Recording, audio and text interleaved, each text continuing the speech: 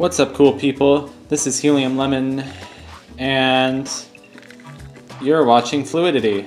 Today is December 5th, and it's the evening time, 9:36 p.m., and this is part 11 of Fluidity. And I keep arguing with myself over whether hidden puzzle pieces have a glint in the wall, because some of them do and some of them don't, but that one did. So and then, well, sometimes you'll see a hidden rainbow drop that has a glint, but those always have a glint, and that's like a much more sparkly, like a bigger, more sparkly glint than the other one, the tweezer glint. Nobody's gonna get that reference. It's from a Frank Zappa song. I like this. We're inside this kind of city hall sort of building, and it took me so long to figure out that I just hadn't hit that switch over there yet. It was really annoying, and yeah, this is like one of the most relaxing games that I've ever played, so it's great, but like it's really getting into the part where it gets harder. It's a collectathon. First off, it's a collectathon, and you have to really search everything pretty thoroughly. But it's just like, some of the puzzles are going to start getting harder, and there's going to be like enemies and stuff, and whatever, all the things that every good video game does have, and it's going to have a difficulty increase. But whatever. That's, you were expecting that. So that's more progress on the city chapter. Darn, it looks we're pretty close to being done with that one, because the cleaner the picture is, that means the less stuff there actually is to find there. Dude, the doors just keep opening, because like we're way ahead of the game, so like doors just keep unlocking and opening, and we're picking up these cloud abilities. In the cloud, man, Google Drive, cloud storage. I need to figure out how much cloud storage is in my college email, because like I'm gonna be done with college for this year. This is my 4th year of undergrad, and then I think I'm taking a gap. I have to take a gap now because, I missed all the deadlines on purpose, because I was just like, screw this pandemic. Like, I need a year just to kind of focus on myself after all this stuff has happened. But, and then I'm going to go for grad school, and we'll see what happens after that. But yeah, This is the Gust ability. So, Gusto. You can also, I don't know why I said Gusto. We're doing this puzzle with Gusto. So we have a suction ability, and we can also like blow wind. So wind, bad wind, get it. So I like doing this. Yep, they spin around like a pinwheel, and it looks like they have 3 wheels, or 3 wings. That this stuff is like purple clouds. It's like called goop mist, but it just looks like purple clouds. That's all it is. And there's the rainbow drop, and that was really easy. So, of course it's easy. It's like a tutorial, like so you know what to do. So now that we've got that. That's the last of the cloud abilities. So there's actually a page or a section on the city map that you can get to, that's covered in a bunch of purple clouds, and there's me looking at my map trying to figure out where it is, but it's that sort of second one on the top right. So not through that door, but through the door below that one anyway. So, not here. but the one below this one. And yeah, because it's like, you think that door would open up and that would be something you can do right from the beginning. So it's kind of odd, but they kind of put all that purple cloud stuff to kind of tell you, like, you know, this is this is a place that you need to go once you have the cloud ability. And when I saw this, I was like, we're here already. Because this is one of the most involved rainbow drops. So this one rainbow drop is going to take up the rest of the video. So it's very involved. I think we're officially in London now, because that's the London Eye, I guess it's called, the Ferris wheel, and that's just the bridge, the London Bridge. I'm always happy whenever I see the London Bridge. You'd think it would remind me, like, oh, it would remind me of my time going to London. It actually reminds me of a game called Tipping Point, where one of the last things you do is you have to put together this puzzle that's like a painting of the London Bridge. So, yeah, Tipping Point, man, what a strange game. So we're in like a tram car. I like the tram car. The tram car is pretty cool. Avoid the lava. Yeah, this looks more or less like London. I don't know what they're doing in there. There's got a bunch of scientists and lava. You know, I don't know what's going on. Okay, so this is really involved. So don't miss that up there. And the right page of the city chapter apparently only had 2 rainbow flowers, I think, so. Oh, so we got this whole mess. See, that's the rainbow drop right there. But we have to go through this whole mess. There's also a puzzle piece that you can see for like 1 millisecond over to the right, or left, forgetting my directions. Yeah, you have to go through just room after room and puzzle after puzzle.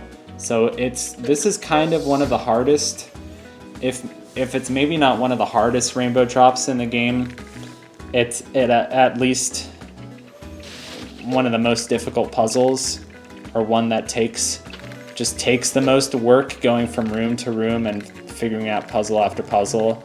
Now the famous part is not coming up. There's a part of this that just is very special. It makes it quite famous in my book. You can see it coming up right there. So we want to be water so we can seep through those cracks. So we can seep down through the cracks. And yeah, every once in a while I just kind of like to pause and scroll the screen around. Okay, I see how this is like one big area with kind of a subterranean level. But it's all put together. It feels like 3 totally different screens, because it's like 3 different puzzles. But you can sort of zoom out and see how they all fit together. Now we have this tiny little platform. And remember, this game is all motion controls. So kind of like And Yet It Moves.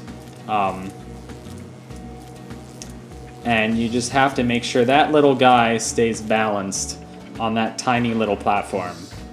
And I would have been really excited to get that on my first try, but I think second try is good enough. Just really balance it, really get in touch with your, inner zen. And there you go. That could have been a lot harder,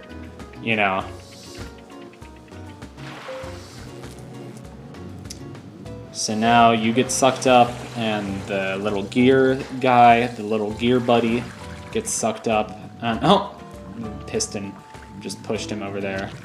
So it's like, okay, so now we have like, can't get through that wall as an ice block. So, you gotta try something else. So, you gotta get this guy out of the way. I guess he's gonna try to poop on us. No, thank you. Ah, darn, he got us. Oh, you see the glint up in the top right, top left corner? Why do I keep forgetting? It's not like... What is it? What is this game doing to my brain? Or what is post-commentary at least doing to my brain that I keep forgetting left and right? Also, what am I doing? Oh, yeah, that door opens up and it's like on a timer. Okay, so die, stupid guy. There we go, we got him. Oh my gosh, so yeah. Christmas break is coming up. I've been helping my dad put together videos for his school because he teaches kind of like early high school and junior high school, sort of, and I never called it junior high school. I called it middle school, but that's beside the point.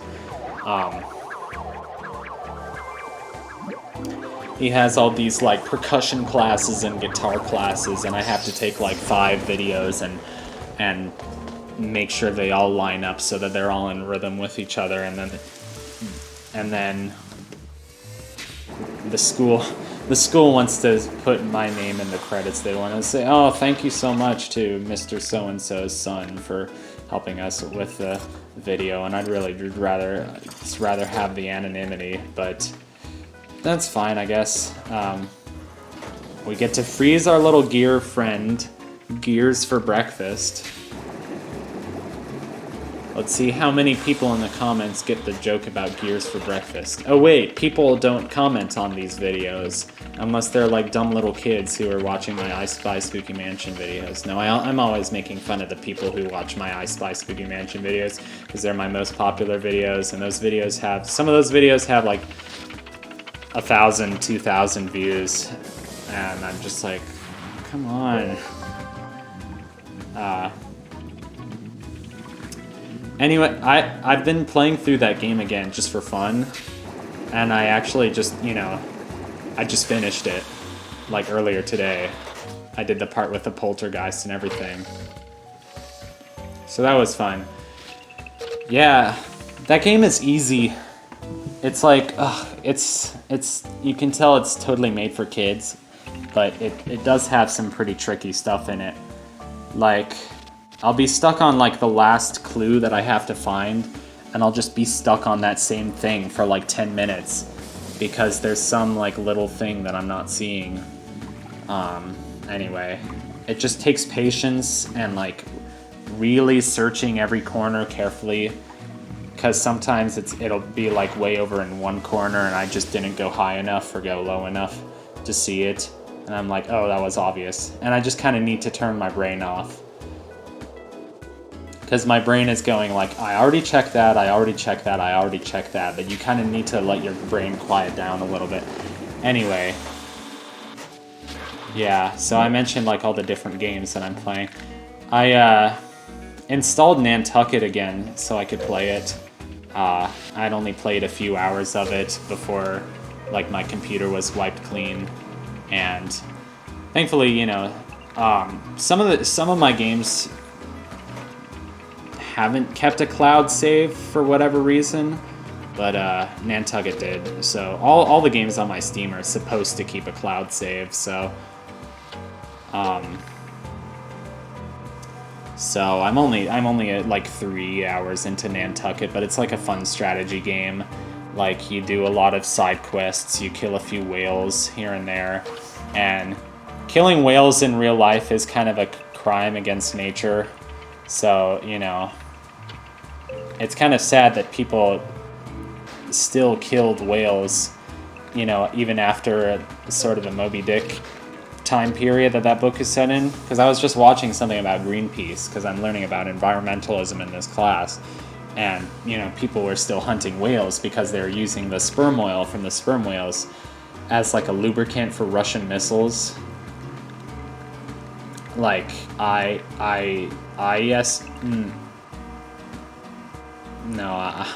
trying to think of some acronym, but I know I'm just going to say the wrong thing because I'm dumb. I don't even know what I'm talking about. But it's like some kind of ballistic missile. And they're like, dude, we're killing these peaceful creatures so that Russians can make missiles which can blow up the whole Earth. It's like, what are we doing? But I love Nantucket. It's just fun. It's kind of got this whole 19th century flavor to it.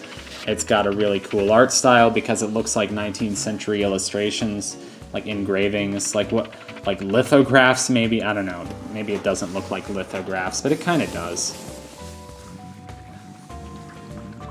And it's got all these random things that happen. It's like, you know, your crewmates want to throw a party, or, you know, one of your crewmates approaches you and he says, "Captain, I desire your body." That actually happened.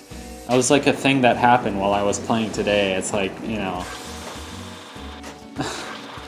the crewmates are like, got the desire for you, got the glad eye. I don't know.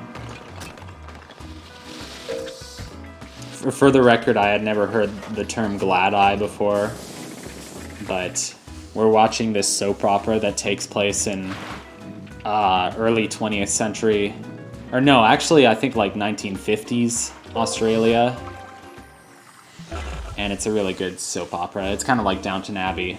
It's called A Place to Call Home. I would recommend it if you guys are into that kind of thing, which you might not be. Anyway, I hope you enjoyed that ridiculously convoluted rainbow drop. And next part, we'll probably go back to Chapter 3 and have some more shenanigans. So take care, enjoy the rest of your evening or whatever, and I'll see you in the next one. Goodbye.